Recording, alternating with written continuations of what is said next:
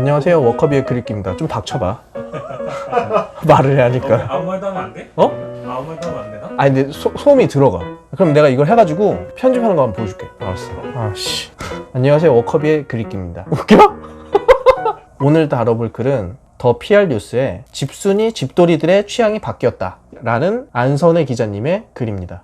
예전에는 집돌이, 집순이라고 하면은 약간 집에서만 활동하는 사회성이 떨어진 사람들을 지칭했었는데요. 요즘은 이 집돌이, 집순이가 하나의 사회 트렌드가 되어가고 있다고 합니다.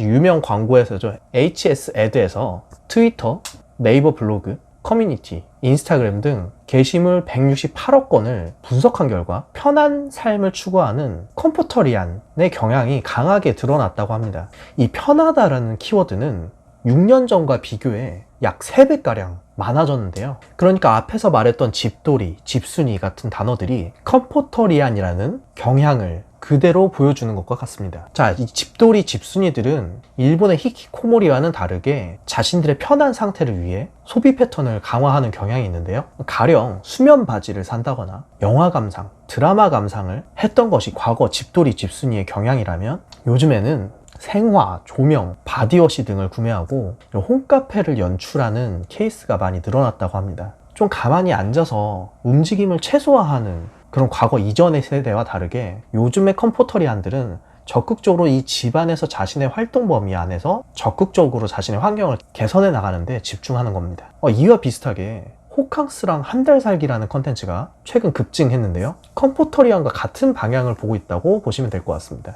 자신의 삶에 대한 보상, 재충전을 추구한다라는 점이 같은 맥락이겠죠. 패션, 식음료와 같이 좀 더 트렌디한 영역에서 변화는 더욱 두드러지는데요. 운동화 같은 편한 차림에 대한 언급량이 2009년을 기점으로 하이힐, 핸드백과 같이 격식 있는 패션의 언급량을 앞질렀고 현재는 이미 3.3배가량 많다고 합니다. 또 최근 속옷류에서도 와이어가 없는 브라렛이나 여성용 사각 팬티, 드로즈, 홈웨어 등이 눈에 띄었습니다. 또 식음료 분야에서는 간편하게 빠르게 만들 수 있는 HMR, 홈 밀 리플레이스먼트, 한국말로 가정 간편식이죠. 이런 HMR 푸드에 대한 선호가 매우 높아졌습니다. 이 HMR은 월 2,000건 이하의 버즈량을 보이고 있다가 2017년을 기점으로 급증했는데요. 지난해 말에는 월 8,000건을 넘어서고 있습니다. 최근 청소 대행, 온라인 세탁 등 생활 노동 대행 서비스도 증가 추세에 있습니다. 예전에는 있을 거라고 전혀 예상치도 못했던 강아지 산책 같은 서비스도 다수 등장하고 있죠. 자, 이런 유행하는 키워드에서도 편함이라는 건 주요 트렌드로 꼽히고 있습니다. 혹시 복세 편살이라고 아시나요? 복잡한 세상, 편하게 살얼이랐다. 이런 신조어가 만들어지고 있고요. 대충 티콘, 실존주의 등 적당히 편하게 즐길 수 있는 삶을 추구하는 추세가 강합니다. 이와는 반대로 전통적인 가족, 친구, 동료 간 인간관계에 대한 긍정적인 언급 비중은 지속적으로 해마다 줄어들고 있다고 합니다. 이를 분석한 HS에드 관계자는 현대인의 스트레스와 편함에 대한 선호도는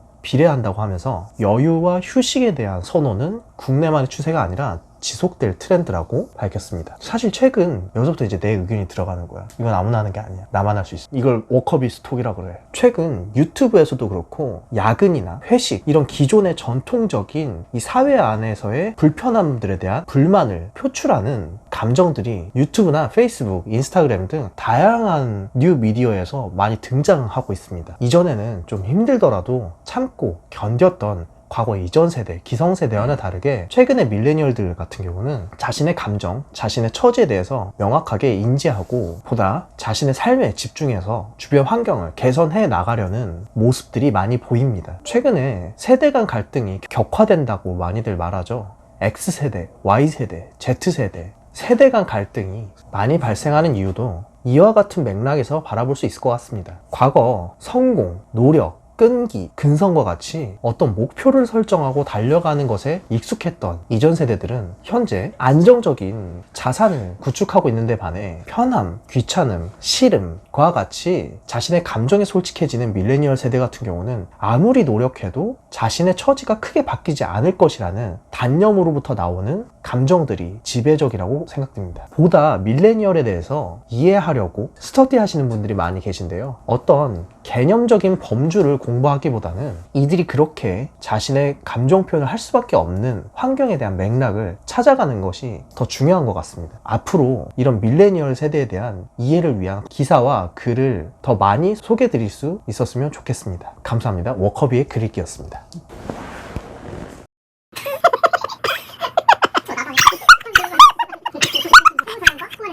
후원을 한 이유?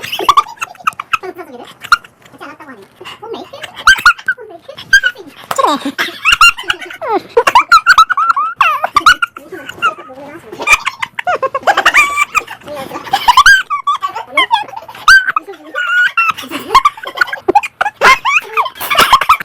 아직 두지 마. 세종아